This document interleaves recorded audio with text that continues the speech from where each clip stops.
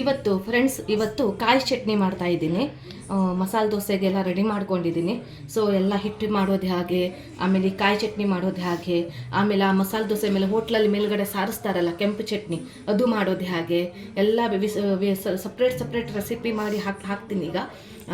ಆಮೇಲೆ ಇನ್ನೊಂದಿದೆ, ಅದರ ಮೇಲೆ ರವಾ ಪೇಸ್ಟ್ ಅಂತ ಒಂದು ಮಾಡ್ತಾರೆ. ಫಸ್ಟ್ ಆ ದೋಸೆ ಮೇಲೆ ರವಾ ಪೇಸ್ಟ್ ಹಾಕಿಬಿಟ್ಟು ಸಾರಿಸ್ಬಿಟ್ಟು ಆಮೇಲೆ ಈ ಕೆಂಪು ಚಟ್ನಿಯನ್ನು ಸಾರಿಸಿ ಆಮೇಲೆ ದೋಸೆ ತೆಗಿಯೋದು ಎಲ್ಲ. ಈಗ ಒನ್ ಬೈ ಒನ್ ತೋರಿಸ್ತೀನಿ. ಈಗ ನೋಡಿ ಚಟ್ನಿ ಮಾಡೋದು ಹೇಗಂತ ತೋರಿಸ್ತೀನಿ. ಚಟ್ನಿಗೆ ನಾನು ಸ್ವಲ್ಪ ಉಪ್ಪು ಹಾಕ್ಕೊಂಡಿದ್ದೀನಿ, ಆಲ್ರೆಡಿ ಹಾಕ್ಕೊಂಡ್ಬಿಟ್ಟಿದ್ದೀನಿ. ಆಮೇಲೆ ನಾನು ಎರಡೇ ಹಸಿ, ನಾನು ಸ್ವಲ್ಪ ಒಬ್ಬರಿಗೆ ಆಗುವಷ್ಟು ಮಾತ್ರ ಚಟ್ನಿ ಮಾಡ್ತಾ ಇದ್ದೀನಿ. ಅದಕ್ಕೋಸ್ಕರ ಎರಡೇ ಹಸಿಮೆಣಸಿನ್ಕಾಯಿ ಹಾಕ್ಕೊಂಡಿದ್ದೀನಿ, ತುಂಬ ಖಾರ ಬೇಡ ಅಂತ. ಈಗ ನೋಡಿ ಗ್ಯಾಸ್ ಮೇಲೆ ಇಟ್ಟಿದ್ದೀನಿ. ಆಯಿಲ್ ಮತ್ತು ಎರಡೇ ಹಸಿಮೆಣಸಿನ್ಕಾಯಿನ ಹಾಕಿದ್ದೀನಿ. ಇದು ಸ್ವಲ್ಪ ಬಿಸಿ ಆದ ತಕ್ಷಣ ಸ್ವಲ್ಪ ಹಿಂಗೆ ಹಾಕ್ತೀನಿ, ಹಿಂಗಿನ ಪೌಡ್ರ್. ನಾನು ಹಿಂಗಿನ ಪೌಡ್ರ್ ಯೂಸ್ ಮಾಡ್ತೀನಿ. ಅದರಿಂದ ನೋಡಿ ಗುಡ್ ಲೈಫ್ದು ನನಗೆ ಚೆನ್ನಾಗಾಗತ್ತಿದು, ಭಾರಿ ಇಷ್ಟ ಆಗುತ್ತೆ.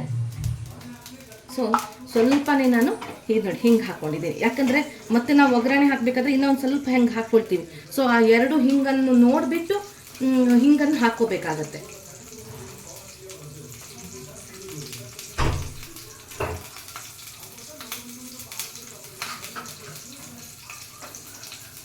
ಆಮೇಲೆ ಚಟ್ನಿಗೆ ಒಂದು ಸ್ವಲ್ಪ ಹುಳಿ ಹಾಕಬೇಕು, ಜಾಸ್ತಿ ಇಲ್ಲ.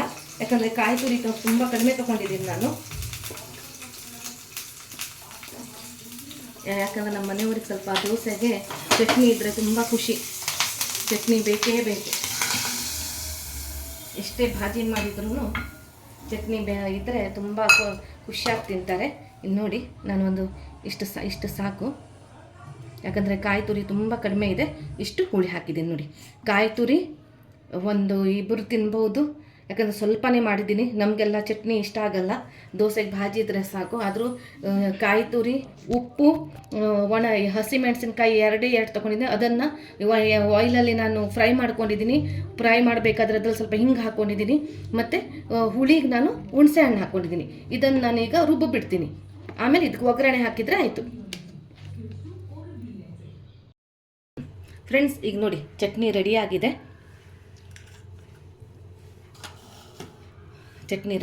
ಈಗ ಒಗ್ಗರಣೆ ಹಾಕ್ತೀನಿ. ನೋಡಿ ಒಗ್ಗರಣೆಗೆ ಆಯಿಲ್ ಇಟ್ಟಿದ್ದೀನಿ ನಾನು, ಎಣ್ಣೆ,